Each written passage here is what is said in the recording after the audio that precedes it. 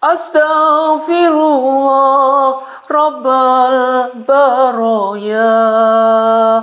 Astaghfirullah minal khotoya. Rabbi zidni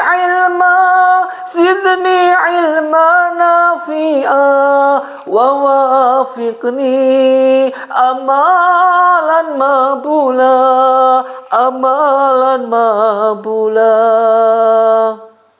Assalamualaikum warahmatullahi wabarakatuh. Alhamdulillahirabbil alamin wassalatu wassalamu ala asrofil mursalin wa ala alihi wa sahbihi ajma'in. A'udzubillahi minasyaitonir rajim. Bismillahirrahmanirrahim. Wasyaru ila maghfiratin min rabbikum wa jannatin 'arduhas samawati wal ardu u'iddat lil muttaqin alladzina yunfiqu fis sarai wad dharrai wal kadhiminal ghaidha wa 'afinina 'anin nas wallahu yuhibbul muhsinin. Shadaqallahu 'adzim. Shadaqallahu ala Rasulillah sallallahu alaihi wasallam. Pertama, mari kita panjatkan rasa puji syukur kita pada Allah Subhanahu wa taala. Shalawat dan salam mari kita haturkan pada junjungan kita Nabi Muhammadin sallallahu alaihi wasallam. Mudah-mudahan kita diberikan kekuatan iman dhahiriyah batiniyah. Ma'asyiral muslimin muslimat jamaah pencerahan bimbingan amalan yang Ustaz tadzimi Ustaz muliakan. Era globalisasi sekarang ini perlu kita benar-benar teliti, benar-benar jeli di dalam membimbing dan membina anak kita. Bahkan segala sesuatu yang berhubungan dengan kita sendiri. Salah satunya adalah taklim muta'alim atau etika kita ketika apapun yang terjadi. Salah satunya adalah kebiasaan menguap. Kebiasaan menguap ini kelihatannya sepele, namun banyak yang bertentangan dengan hukum-hukum Islam itu sendiri.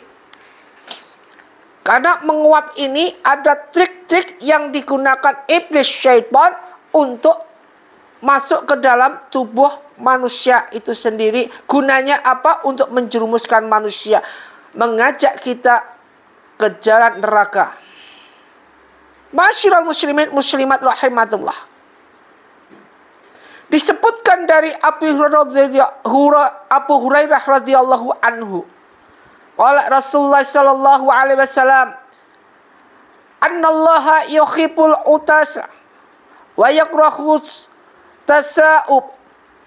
Fa idza atasa akadukum wa hamidallahu ta'ala kana haqqan 'alal kulli muslimin sami'a an yaqulu lahu yarhamukallah."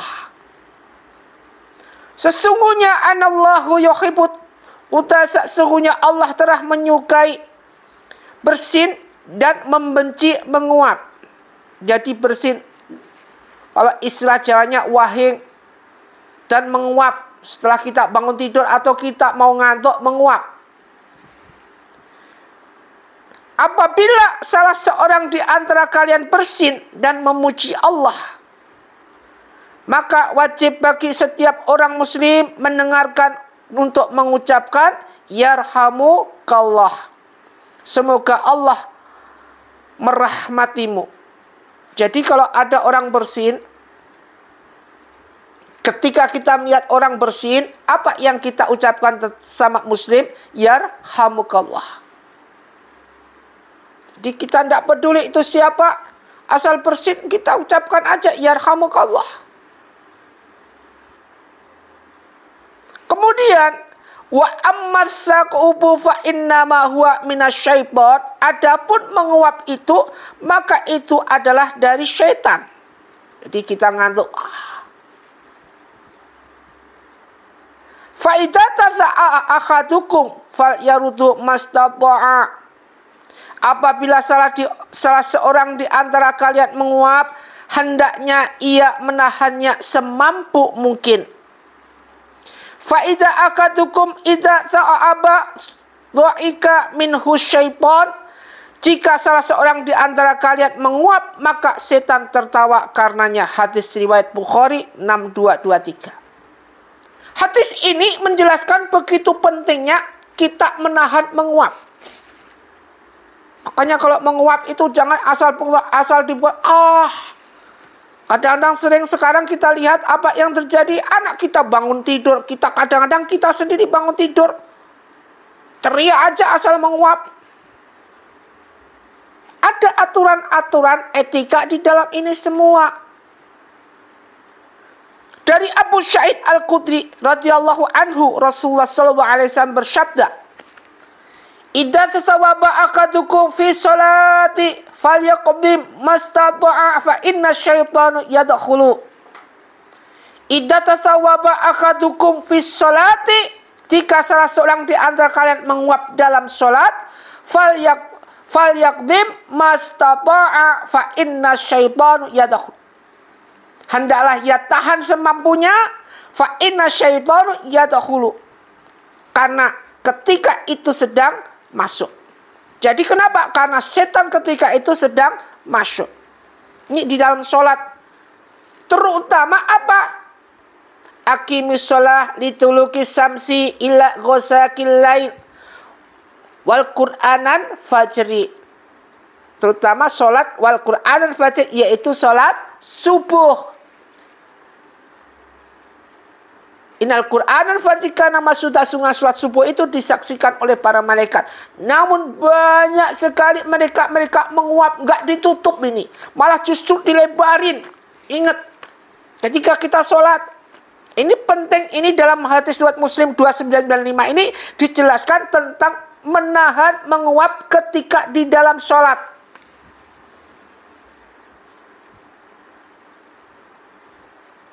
Ingat, di dalam sholat. Fa'idha syaitan yadkhulu, karena kesempatan setan itu, iblis masuk ke dalam tubuh kita. Di dalam sholat. Kalau tadinya belum ngerti, sekarang ngerti. Jadi tahan. Menguap itu ketika di dalam sholat. Tahan. Semampu kita. Di sini sebutkan. Akadukum sholati. Jadi semampu kita, sekuat-kuat kita menahan untuk tidak menguap secara terbuka. Misalkan menguap, tahan ini. Dalam riwayat lainnya disebutkan, fal yumsik biyadihi, hendaklah ditahan dengan tangannya. Hadis riwayat Muslim 2995 ini di sini disebutkan fal yumsik biyadihi, ditahan sama tangannya. Ini kalau dalam kondisi di luar sholat bisa. Penting ini buat kita mengerti. Jadi ditahan ketika dalam sholat, di luar sholat, ini berusaha untuk ditahan menguap dengan terbuka. Adab menguap ada 4. Satu adalah berusaha semampunya menahan. Seseorang harus berusaha menolak, mengalahkan dan menahan uapan atau kuapan, khususnya ketika dalam sholat. Bisa. Ngantuk, saking ngantuknya, tahan. Jangan malah dibuka, apalagi sampai dikeluarkan kata, wah, ini tidak boleh. Yang kedua, meletakkan tangan di mulut. Yang pertama tadi menahan cara pribadi, terutama bacaan sholat. Tahan. Tetapi kalau di luar sholat meletakkan tangan di mulut, tujuannya meletakkan tangan di mulut ketika menguap adalah agar mulut tidak terbuka. Saat manusia menguap dengan mulut terbuka ini, ia terlihat buruk. Dan saat itu juga setan menertawakan kita. Jadi tutup seperti ini. Islam itu mengajarkan etika ta'limnya bagus. Makanya apapun adab-adabnya itu dalam suatu yang diajarkan Islam itu bagus sekali. Andai kata mereka menjalankan adab-adab Islam ini, maka jahiliyah gak muncul. Mereka pada ta'limnya bagus. Menghormati orang yang lebih tua di antara mereka. Tidak hanya orang tua aja, tapi orang yang lebih tua dia hormat. Kemudian yang ketiga, tidak mengeluarkan suara ah. Seperti disebutkan dalam hadis pertama, mengeluarkan suara ah atau wah pada saat menguap menimbulkan tertawaan setan. Jadi dari hadis Al-Muslim 2995 ini idza sawaba akadukum fis sholati falyaqdib mastata'a fa inna syaitan yadkhulu. Ini tajam banget. Tajam dalam arti apa? Melarang benar. Melarang agar bagaimanapun supaya setan ini tidak masuk ke dalam tubuh kita. Sekarang enggak. Menguap kadang-kadang, wah. Kadang-kadang dilepasin begitu aja, puas, senang, bangga seperti ini. Padahal aturan dilarang. Secara enggak sadar kita menjalankan apa? Yang menjalankan apa yang Allah larang. Bukan menjalankan perintah-perintah Allah, tetapi menjalankan apa yang Allah larang. Dan menjauhi, kalau sudah menjalankan apa yang Allah larang, pasti menjauhi perintah Allah. Padahal kita berusaha untuk menjalankan perintah Allah dan menjauhi larangan-larangan Allah. Namun realnya, realisasinya terbalik. Keempat, tidak mengangkat suara. Mengangkat suara kuapan termasuk adab buruk. Perbuatan ini dapat membuat orang lain menghindar dari pelaku. Terkadang sebagian orang jahil mengangkat suaranya ketika menguap dengan maksud ingin membuat sekelilingnya tertawa. Jadi cuma bahan candaan belaka. Ma'asyiral muslimin muslimat rahimatullah. Kalau sudah dijelaskan seperti ini, begitu pentingnya di dalam kita menahan menguap, bahkan sampai di dalam sholat pun dijelaskan menghindari seperti ini. Artinya apa? Artinya kita mengharap agar sholat kita khusyuk. Aqimus sholah wa aqimus sholah. Benar-benar sholat kita, dirikanlah sholat. Benar-benar kita mendirikan sholat dalam keadaan khusyuk. Khusyuk bagaimana? Wasta'inu bis-sabri was-sholah wa innaha lakabiratun illa 'alal khashi'in. Kalau sudah khusyuk ini, mereka atas mereka yang khusyuk. Kalau khusyuknya bagaimana?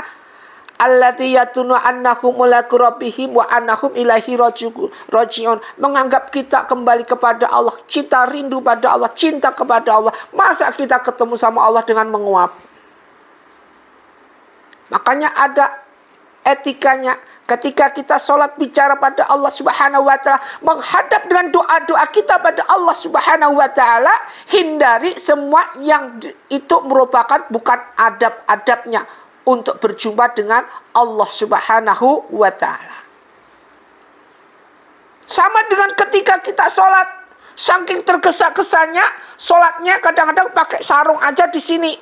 Ini tidak pakaian di atasnya. Sering ini terjadi pada lelaki. Sarung di atas ini dan sholat. Ingat, kita lagi bicara, lagi ngobrol, lagi fokus, lagi khusyuk untuk bertemu kepada Allah subhanahu wa ta'ala. Bukan bertemu pada yang lainnya. Ketemu sama Allah subhanahu wa ta'ala dan yakin wa annahum ilaihi raji'un. Yakin bahwa kita akan kembali pada Allah. Kalau posisi kita seperti ini, maka apa yang terjadi? Pakaian kita penting untuk menghadap Allah subhanahu wa ta'ala. Mereka, andai kata kita berangkat ke mall atau berangkat liburan, kita sudah 3 hari atau 2 hari sudah persiapkan ini. Bajunya beli yang baru, semua beli yang baru, parfumnya yang bagus. Ini bukan ibadah, namun semuanya overdosis. Sedangkan di saat kita mau ibadah pada Allah subhanahu wa ta'ala, lagi fokus untuk komunikasi sama Allah, hablum minallah, malah justru sebaliknya, nyantai, pakaian compang-camping, asal usul tetek bengek. Ini merupakan suatu keterbalikan. Ingat, bal tu'thirunal hayatad dunya wal akhiratu khairu wa abqa. Kehidupan kekal abadi, panjang lama perjalanan adalah waktu akhirat, bukan waktu dunia. Singkirkan kebutuhan dunia, ingat dunia, suatu hal yang berhubungan dunia, yang menghibur kita dengan dunia. Singkirkan cuma 5 menit atau 10 menit ketika kita menjalankan ibadah sholat. Ma'asyiral muslimin muslimat rahimatullah dimuliakan Allah. Innas sholata tanha 'anil fakhsha wal munkar. Salat nanti merupakan hisab yang paling pertama kali yang ditanyakan oleh Allah Subhanahu wa taala. Maka dari itu jalankanlah salat dengan khusyuk, aqimus shalah wa aqimus shalah wa atuz zakah warka'u ma'ar raki'in. Al-Baqarah 43. Ini penting buat kita jalankan, jangan sampai tersia-siakan. Apapun bentuknya yang kita lakukan, ada suatu hal yang harus kita jalankan sesuai dengan perintah Allah Subhanahu wa taala. Mudah-mudahan ini merupakan suatu hal kebiasaan kita di dalam menjalankan sholat, kebiasaan kita di dalam menahan, yaitu menguap. Apapun bentuknya, mari kita berusaha. Manusia makhluk Allah yang paling sempurna, namun kenyataannya mencari kesempurnaan, mencari titik kesempurnaannya ini susahnya minta ampun. Mari kita bersama-sama bareng-bareng belajar. Bareng-bareng kita belajar untuk menahan menguap ini, baik dalam sholat maupun di luar sholat, dengan etika pakai tangan maupun ditahan. Jangan sampai atau jangan biarkan setan masuk ke dalam tubuh kita melalui kita menguap. Mudah-mudahan bermanfaat. Khairukum man ta'allamal Qur'an wa amalah. Mudah-mudahan bermanfaat satu ayat, dan mudah-mudahan bisa membimbing kita ke jalan apa yang Allah kehendaki. Usikum wa nafsi bittaqwallah wa bila taufiq walhidayah. Assalamualaikum warahmatullahi wabarakatuh.